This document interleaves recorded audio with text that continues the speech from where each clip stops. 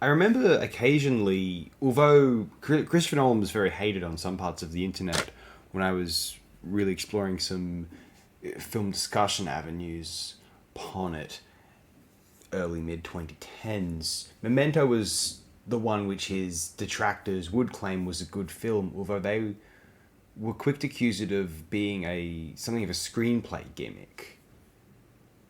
I agree, although it's possibly the most ingenious of all screenplay gimmicks in a sense. There's something very. But it's the fact that a lot of engagement, emotive resonance, and cinematographic power and performative power.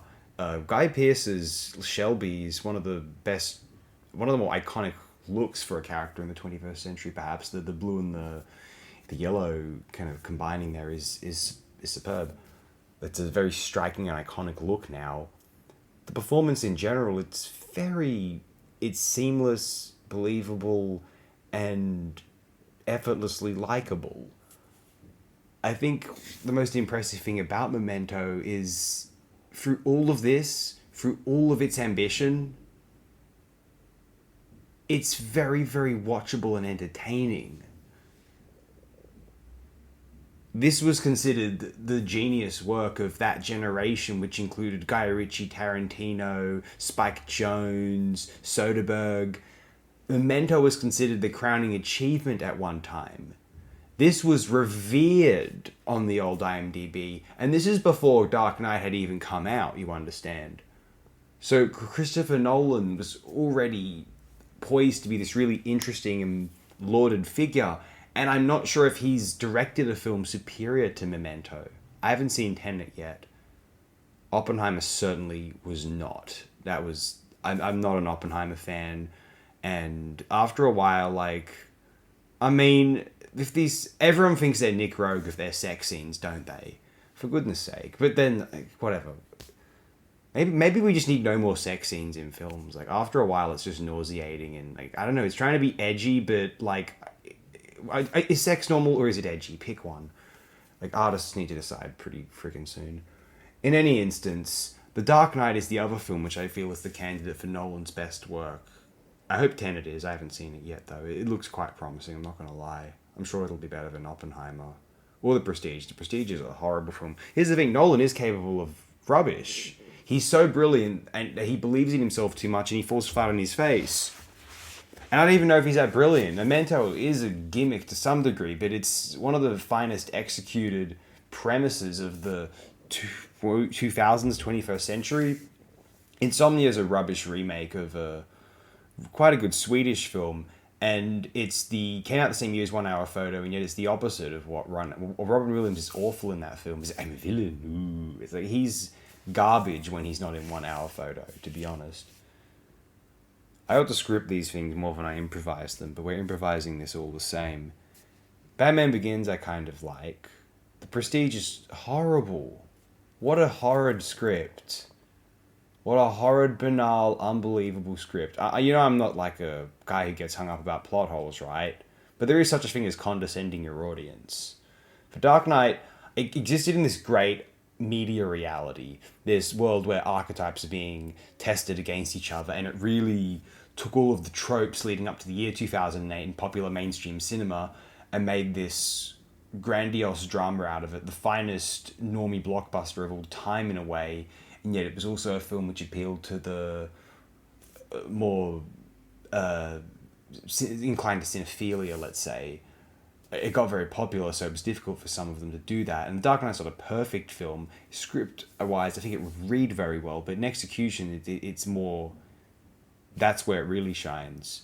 I don't think that movie's as full of plot holes as people make it out to be anyway. Inception, we'll get to that. Interstellar, we'll get to that. Dunkirk, yeah, we'll get to that too. We'll get to Tenet as well, and that'll be a rare FOTD wherein I'm giving my first thoughts ever on a film. Looking forward to that. We will not be discussing Oppenheimer. We will not be discussing The Prestige. Following's okay. We won't be discussing it, however. And we will not be discussing The Dark Knight Rises. I've said this before. If you'd like to see a finer takedown of The Dark Knight Rises than I am capable of offering, well, certainly a more entertaining and amusing takedown of The Dark Knight Rises. There's a particular episode of the Hudson Valley Squares on Sea of Tranquility wherein Chris Allo rips this film apart. And I know they have another program on there called The Monsters Den, which I don't watch as regularly. Being more of a film fan, I'm not as interested in... I'm not really learning anything, frankly, from Monsters Den. But I like the music programs because they know more about music. They listen to more music than I do, so it's interesting. Especially genres I don't listen to, like heavy metal. The prog shows are... I don't like those. It has more to appreciating progressive rock or music in general than note density, I like to think. Even though I do love a lot of those bands, obviously, in any case. But yeah, so in that Monsters End show, at one stage they're ranking Batman films, and I'm sure you can find Chris Allo's takedown of the film there. Well, Memento. Are we fans or are we not fans? I even think, K-Punk, who I'm a kind of a wannabe of, in a way, all of his many fans would probably tarnish me and think I'm garbage and ruining the legacy, but, have fun gatekeeping. But I feel as though Nolan he falls flat on his face a lot because he is so fucking arrogant. And his brother is responsible for a garbage TV show called Westworld. I remember Nolan went to Twitter and he'd seen Satyajit Ray's Pay for Panchali for the first time, which, magnificent film, one of the greatest things in the world. Satyajit Ray, phenomenal genius. But Nolan was trying to make it about, him. He's like, oh my god, I just seen Pay for Panchali, everyone needs to watch it. But, he wants people to associate that movie with him when he's doing that. He doesn't realize that's what he's doing, but that's what he's doing. He's so in his head. He couldn't just, share the film and say, hey, everyone, check this out. He had to go on a big song and dance performance about it to posture. Well, I may have ruined my career in any meaningful filmmaking circles. Pandemonium is on the way. I'm still saving up money to purchase the rights to a couple of... Well, there's the piece of another film which is playing on the TV at one point, which I need to purchase the right to that film, which I have been in negotiation with them.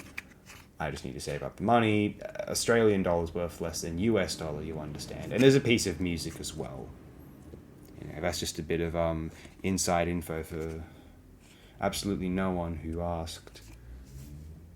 I think we'll close it here. Give me your thoughts on anything if you're so inclined. The next video, hopefully, will be a superior one then.